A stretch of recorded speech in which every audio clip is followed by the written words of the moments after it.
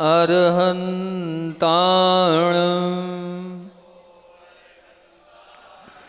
नमो सिद्धाण नमो आयरियाण नमो उवझायाण नमो लोये सवसाण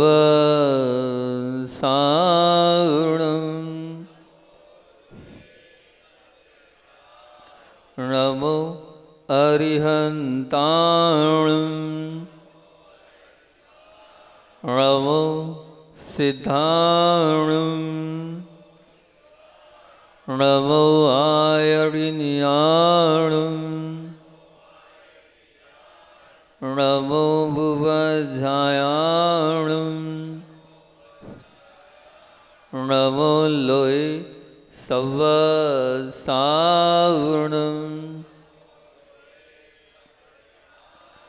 नमो अरुहन्ताण नमो सिद्धाण नमो आयरियाण नमो बुवझायाण नमो लोये सवसाण। बोलिए देवादिदेव 1008 मोल श्री पांचनाथ भगवान की, शमो शरण में स्थित समस्त भगवानों की, परम उपकारी आचार्य भगवंत विद्यासागर जी महामुनि राज की, परम उपकारी शिक्षा प्रदाता आचार्य भगवंत समय सागर जी महामुनि राज की,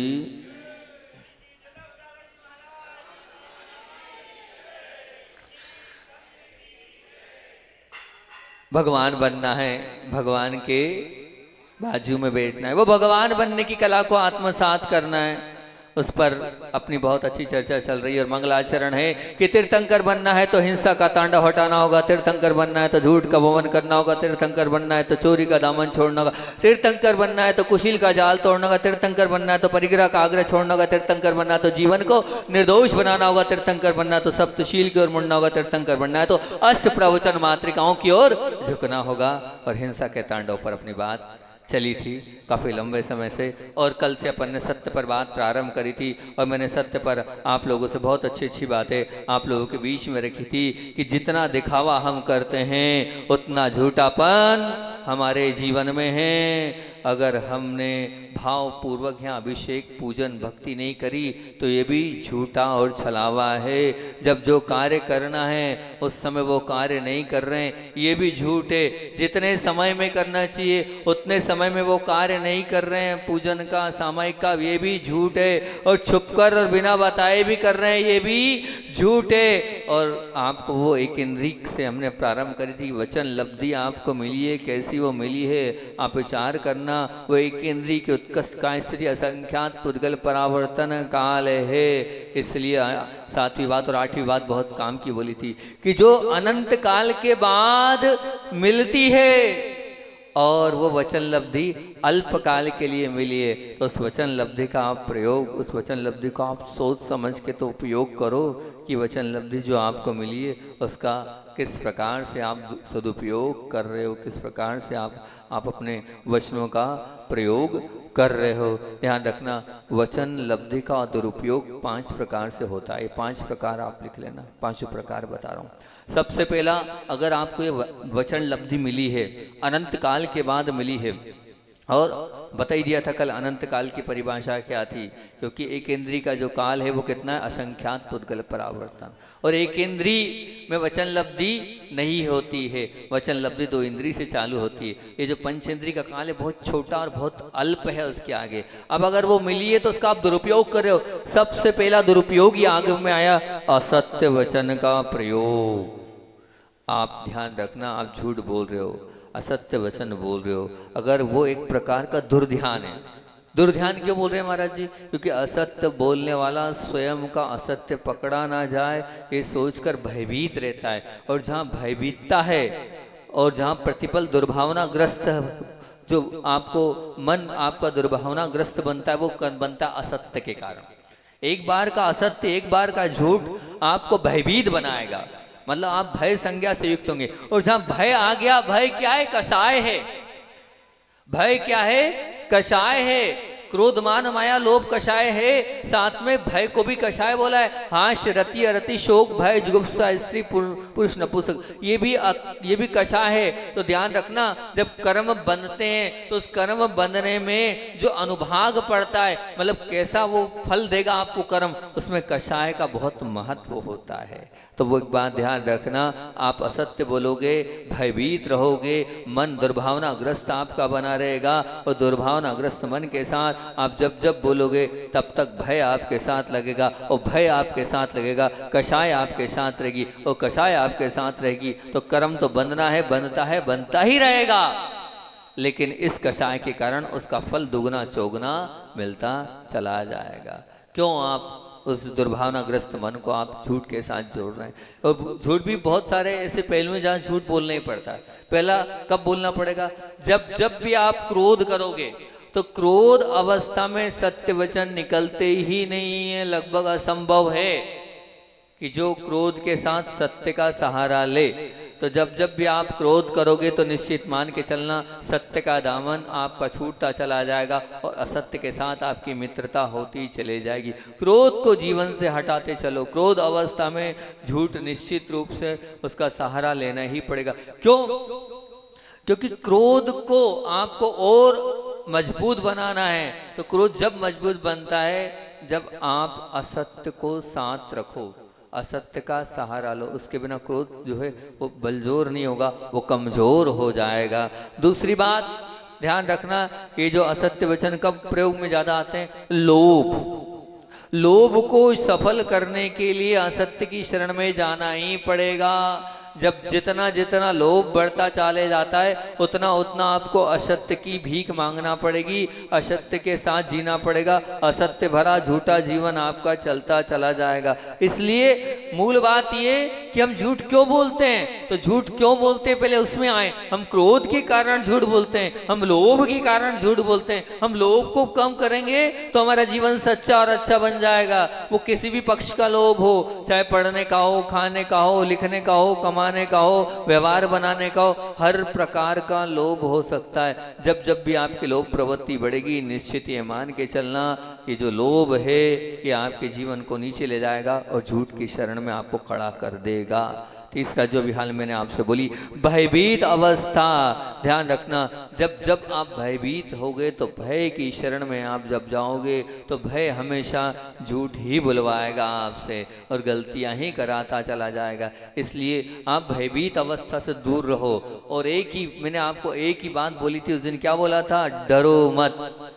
जो देव शास्त्र और गुरु से जो जुड़ चुका है उसको किसी बात का कोई भय होना ही नहीं चाहिए। तो अपने जीवन को भयभीत नहीं रखना है, और आप झूठ अगर बोलेंगे नहीं और सच्चा जीवन रखेंगे तो आप भयभीत रहोगे नहीं। और चौथा, झूठ कब बोला जाता है? उपहास की आदत अगर आपकी है, हंसी मजाक की अगर आपकी आदत है, तो निश्चित ये मान के चलना, वो हंसी मजाक, वो इंटरटेनमेंट, वो बात ही बात में कुछ का कुछ बोलना, उसमें भी झूठ बोलते हो। और झूठ जो हंसी है, हंसी क्या है? कषाय है, हास्य रति में बोल रहा हूँ। लोग क्या है, सिर्फ मात्र वही पांच पाप मानते हैं, बाकी इसको पाप मानते ही नहीं है। इसको भी आप पाप स्वीकारो, इसको भी आप पाप मानो। अगर आप हंस रहे हो, हंसना भी पाप है, हंसना भी कषाय है, और हंसने से क्या होगा? फिर वो झूठ आप बोलना ही पड़ेगा।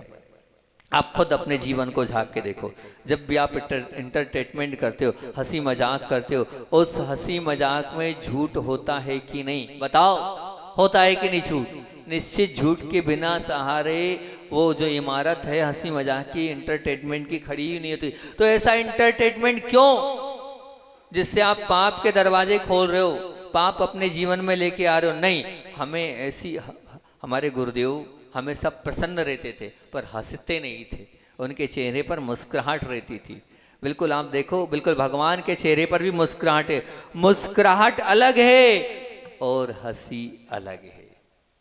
मुस्कुराहट अलग है, प्रसन्नता अलग है और हंसी अलग है, इंटरटेनमेंट अलग है। तो बिल्कुल नहीं, आप चेहरा मुरझाया हुआ नहीं होना चाहिए, बिल्कुल ध्यान रखना। आप नीचे मुंह लटका के मत बैठो, बिल्कुल स्वीकार करता हूँ, चेहरे पर मुस्कुराहट हो लेकिन हंसी ना हो, एंटरटेनमेंट ना हो। वो एक प्रकार की कषाय भी है और उस हंसी के कारण अनेक प्रकार से हमें झूठ बोलना ही पड़ता है। ध्यान रखना, मैं बार बार बोलता हूँ कि कम से कम कहाँ अगर है भी, आप मान के चलना, असत्य की एक बहुत भयंकरता आपको बताता चलता हूँ कि मनुष्य, जो मैंने कल बोला था उसको बहुत ध्यान से बिल्कुल समझना, मनुष्य हिंसा में अनेक जीवों को बख्श देता है कि मुझे नहीं मारना, परंतु असत्य में वो किसी को नहीं बख्शता है। वो झूठ बोलता चला जाता है, बोलता चला जाता है, यहाँ तक कि वो गुरु के समक्ष भी झूठ बोलता है।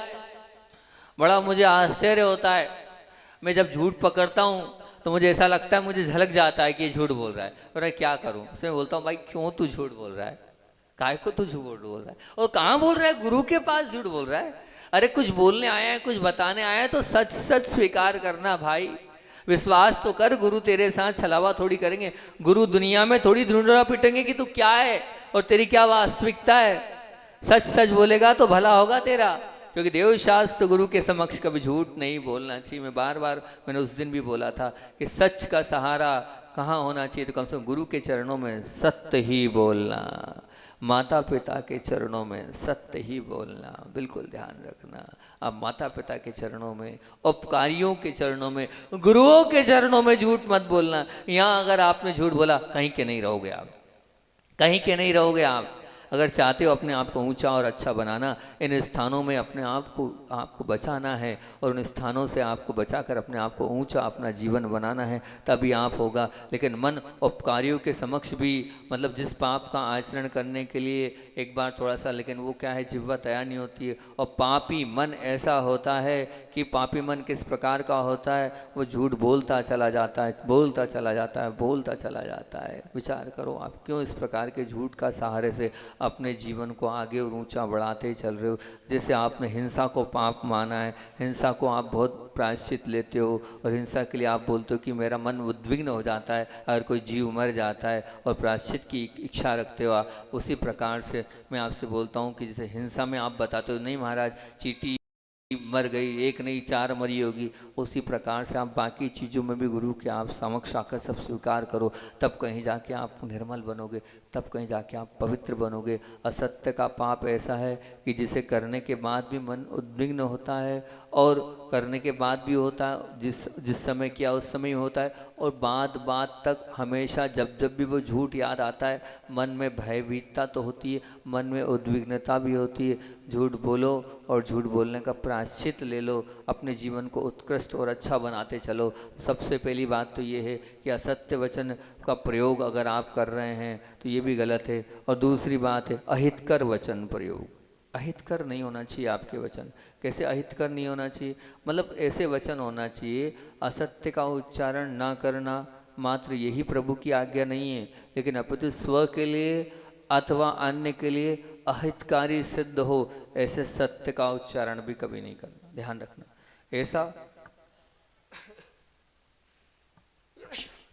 ऐसा सत्य भी आपके जीवन में नहीं होना चाहिए जो अहितकर हो, किसी का अहित हो रहा है, उस सत्य का भी प्रयोग आप बिल्कुल तीन काल में मत करना। बहुत बड़ी चुनौती होती है हमारे लिए कि सत्य के नाम पर मन कभी कभी किसी व्यक्ति को बदनाम करने के लिए भी अनेक लोगों के बीच में तैयार हो जाता है। व्यक्ति के जीवन के अंदर इस प्रकार की कुटिलता को, इस प्रकार के कटुता को वो कर देता है। वो सत्य होने के बाद भी अगर वो अप्रशस्त बात है तो सत्य का आप उजागर बिल्कुल मत करो, जिसके कारण व्यक्ति का अहित होता चला जाए। अहित हो ऐसे कार्य को आपको बिल्कुल भी नहीं करना चाहिए। ध्यान रखना, अगर आप किसी के साथ इस प्रकार की बात कर रहे हो तो ये भी आचार्य महाराज कहते हैं सत्य होते हुए भी असत्य की श्रेणी में ही आता है। क्यों? जो हितकारी नहीं है वो, जो अहितकारी है वो। मतलब मान लीजिए अगर आप कोई, मान लीजिए किसी का पेट खराब है, अब ध्यान रखना, अगर किसी का पेट खराब है तो अब उसको आप उसके सामने दूध पौष्टिक होता है, दूध से ये होता है, दूध से वो होता है, उसका गुणगान करोगे तो होगा क्या बेचारे गरीब का? और पेट खराब हो जाएगा और वो और हैरान परेशान होगा। जो वासना लोलोपी व्यक्तित्व है उसके समक्ष अगर सुंदरता का खूब बखान करोगे, वो ऐसा है, वो ऐसा है, वो वैसा है, क्या होगा? वो वैसे ही तो अपने आप को संभाल नहीं पाता है। फिर आप वो है सत्य, आप सत्य बोल रहे हो कि दूध बहुत अच्छा है, आप सत्य बोल रहे हो कि सामने वाला बहुत सुंदर है, लेकिन क्या करोगे? एक लोभी है, लोभी के समक्ष आप खूब धन की प्रशंसा कर रहे हो, अब वो क्या करेगा? वैसे ही तो हैरान परेशान है धन के चक्कर में, और उसके लिए अहित ही हो गया, ध्यान रखना। एक अभिमानी है, उस अभिमानी के समक्ष आप सत्ता की इस प्रकार से बात करोगे तो अब क्या होगा? तो ध्यान रखना, अब वो उसका और अभिमान बढ़ता चला जाएगा। नहीं, वो सत्य होते हुए भी हमें ऐसे शब्दों का प्रयोग नहीं करना है जो सामने वाले को अहित में डाले, वो भी असत्य ही कहलाएंगे। जिससे सामने वाले का हित हो वही सत्य वचन कहलाते, जिससे सामने वाले का अहित हो वो सत्य वचन बिल्कुल भी नहीं है, निश्चित रूप से मान के चलना। एलोरा वालों, ये प्रवचन श्रृंखला एलोरा में चालू करी थी हमने, लेकिन क्या करें, वहाँ हो नहीं पाई। तो अभी इस चतुर्मास में उसको हम कंप्लीट कर दें कि उसका हिसाब किताब इस चतुर्मास में कर दें। हुई तो वहीं प्रारंभ थी, आपको तो ध्यान होगा ना, ये मंगलाचरण आपको रटा गया होगा। वहाँ तो हमने हिंसा के तांडव पर कितने सारे प्रवचन करे, लगभग 40 प्रवचन हुए थे उस समय, एक एक चीज़ पर 4-4, 5-5 प्रवचन हुए। यहाँ तो वो शॉर्ट एंड स्वीट में हमने बहुत जल्दी उसको, ताकि वो पुराना विषय पूरा कवर हो गया पुराने लोगों का, और उसके बाद ये बात हम कर रहे हैं। और तीसरी बात, अप्रिय वचन। अप्रिय वचन मतलब सच्चा इंसान गरीब है, बहुत अच्छी बात है, बहुत अच्छी बात बोल रहा हूँ आपके बीच में कि सच्चा इंसान गरीब है, ये बात सच है। आप उसे, अगर वो गरीब तो है और सोने का सिक्का देना चाहते हो, और वो सोने का सच्चा वो कैसे, बिल्कुल सही बात है, आप सोने का उसको सिक्का भी देना चाहते हो, ये बात भी सच है कि उस सोने का सिक्का आप सामने वाले को दे दोगे, परंतु वो सोने का सिक्का यदि गर्म करके आप देना चाहोगे तो इंसान उस सिक्के को जैसे ही ले पाएगा, क्या बताओ, ले पाएगा? 3 काल में नहीं ले पाएगा। वो गरम गरम सिक्का वो तुरंत के तुरंत क्या कर देगा, उस सिक्के को फेंक देगा, स्वीकार ही नहीं पाएगा।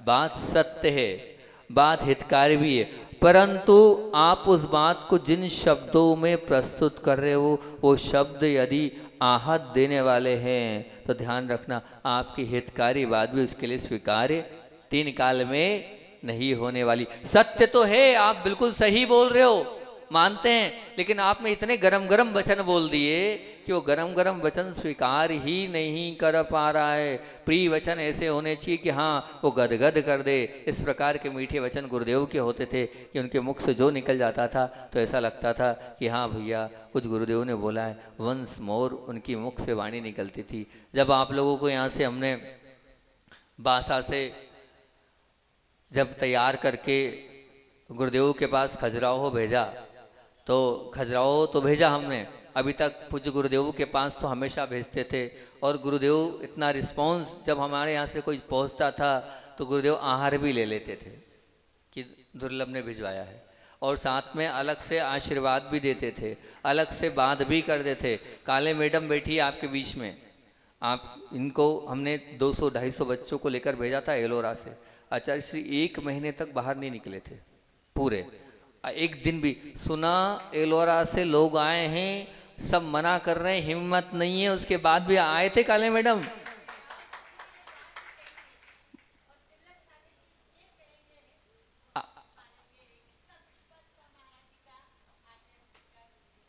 आधा घंटा आचार्य श्री ने वक्तव्य दिया था एलोरा वालों के लिए।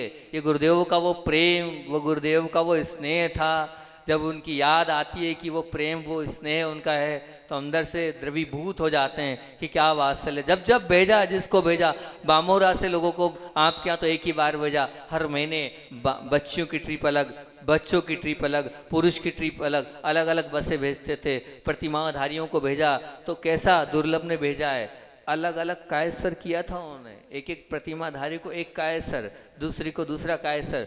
तो एक महाराज जी ने पूछ लिया कि आचार्य श्री आप अभी तक तो एक कायसर में 10-10, 20, 25-25 लोगों को दे देते थे, और कर्नाटक से 50 लोग आए थे, एक कायसर में सबको प्रतिमा दे दी। तो गुरुदेव के शब्द क्या थे, दुर्लभ ने भेजा है, वो दुर्लभ काम करता है। ये शब्द जब महाराज जी ने वहाँ से भेजे कि आचार्य श्री ने ऐसा बोला, वहीं आंखों से आंसू टप टप गिर गए कि गुरुदेव कितना कितना वास्तविकता में अपने शिष्यों का ध्यान रखते हैं कि 5 लोगों ने 6 लोगों ने कहा वहाँ प्रति माली 6 कायस्तर अलग अलग और 6 लोगों को ऐसे अलग अलग आशीर्वाद दिया। मुझे डर था गुरुदेव नहीं रहे और फिर भी मैं यहाँ के लोगों को भेज रहा हूँ। अभी तक तो गुरुदेव से बहुत मिला है, अब इन लोगों को भेज रहा हूँ तो उतना मिल पाएगा कि नहीं मिल पाएगा। लेकिन जब आप लोग गए और आप लोगों के माध्यम से सुनने को मिला कि गुरुदेव ने वो पूरा ध्यान रखा, जितना गुरुदेव दे देते उससे ज़्यादा गुरुदेव ने कहा, और पूरा प्रवचन के शुरुआत ही बांसा वालों से हुई और पूरा प्रवचन बांसा वालों के लिए किया। और इस प्रकार से गुरुदेव ने वो प्रस्तुति करी, गदगद हो गया मन कि वास्तविकता में गुरुदेव रहे चाहे नहीं रहे, कि गुरुदेव की वो पूरी प्रतिछवि हमारे पूज्य अभिनव आचार्य समय सागर जी महाराज जी में है। कल और परसों के बाद समर्पण, भक्ति और आस्था और उनके प्रति बढ़ती चली गई। बस यही भावना है। पूज्य गुरुदेव भी अगर सुन रहे हो ऊपर से कि जैसा मेरा समर्पण आपके प्रति था उससे कई गुना समर्पण उनके प्रति भी सदैव बना रहे, और उनकी जो उन्होंने जो प्रेम और जो वात्सल्य और जो स्नेह दिया है वैसा आगे भी ऐसी प्रकार से वात्सल्य स्नेह हमेशा वो देते रहें, ऐसे आशीर्वाद देते रहना। बताओ आप लोग बांसा वालों, आप लोग वहाँ गए थे, आप लोगों को अच्छा लगा कि नहीं लगा? लगा? बस ये लगा पूज्य गुरुदेव की कृपा है। ऐसी ही गुरुदेव की कृपा आप पर बरसती रहेगी। बस आप गुरु से जुड़े रहोगे, गुरु के प्रति अगर आपकी आस्था रहेगी तो जुड़े आप रहोगे तो निश्चित अच्छा आपको लगता चला जाएगा। वो प्रिय वचन, वो ऐसा वो प्रोत्साहन उनके माध्यम से मिला, तभी ऐसा वो प्रोत्साहन देंगे, तभी तुम निश्चित रूप से हम लोगों के भाव भी और आगे बढ़ने के होते चले जाएंगे। वो जो प्रभावना का उन्होंने कहा कि बहुत प्रभावना और साधना दोनों करी, तो ध्यान रखना ये साधना और प्रभावना मैंने नहीं करी, उनने आशीर्वाद दिया था, उनके आशीर्वाद से हुआ। मेरी क्या औकात कि मैं प्रभावना कर सकूं और मेरी क्या औकात कि मैं साधना कर सकूं। उन्होंने हाथ उठाया था जब 32 दिवसीय शिविर में जब हमने आशीर्वाद के लिए भेजा था, उनका वो हाथ उठाता तब कहीं जाकर पहले तो स्थिति थी कि कौन तैयार होगा उस 32 दिवसीय शिविर में, लेकिन एक एक करके बहुत सारे नए लोग भी तैयार हो गए। सोचा था कि भैया इस बार हमने कहीं कोई प्रचार प्रसार नहीं किया, हर बार प्रचार प्रसार करते थे संदान सागर जी और वो सब लोग इकट्ठे हो जाते थे। हमारा तो बिल्कुल किसी प्रकार से कुछ भी नहीं किया हमने, एक फ़ोन किसी को नहीं पहुंचाएगा, क्या होगा। लेकिन फिर भी वो आशीर्वाद था और 200-250 लोग आप इकट्ठे हो गए। वो शिविर भी बहुत अच्छे से रहा, सब कार्य हुआ, और सब कार्य का अगर श्रेय जाता है तो पूरा श्रेय खजुराहों में जो बैठे हैं और उनने जो हाथ उठाया था उनके आशीर्वाद पर ही जाता है। ना मेरा था, ना मेरा है, न मेरा कुछ है, जो भी कुछ है उनका है और उनके चरणों के लिए ही समर्पित है, उन्हीं के लिए पूरा जीवन समर्पित है। वो जब जब जैसा जैसा कहते जाएंगे मैं तो बस वैसा वैसा करता चला जाऊंगा। बस बांसा नहीं आना था, निश्चित मान के चलना, बिल्कुल नहीं आना था। चतुर्मास कहीं और के लिए मिला था। खुली बात बता रहा हूँ, कोई तैयार नहीं था मेरे संग से, ना छुल्लक जी ना एलक जी को बड़ी मुश्किल से मैं जानता हूँ कैसे लाया हूँ, किस प्रकार से लाया हूँ दमोह से। तो ये बात निश्चित बात ध्यान, एक वचन थे गुरुदेव के, तुम्हें बांसा जाना है, बस इसीलिए मैं बांसा आया था गुरु की आज्ञा। और मैंने एक ही बात करी थी, सबने डराया था महाराज कैसे होगा, छोटी जगह है, कुछ भी नहीं है, पानी भर जाता है, कहाँ प्रवचन करोगे, कहाँ क्या करोगे, कैसा क्या होगा। मैंने एक ही बोला था कि मेरे गुरु के वचन हैं, मैं अपने गुरु के वचन को टालूंगा नहीं, उसमें कोई किंतु परंतु नहीं करूंगा। उनने बोला है सब अच्छा होगा, और कोई दुनिया संतुष्ट हो चाहे नहीं हो, मैं संतुष्ट हूँ। मैं संतुष्ट हूँ कि छोटे से गांव में रहकर भी मैं तो मानता हूँ अच्छी प्रभावना हो रही है। हो रही है नहीं हो रही है? हो रही है। आपको अच्छा लग रहा है नहीं लग रहा है?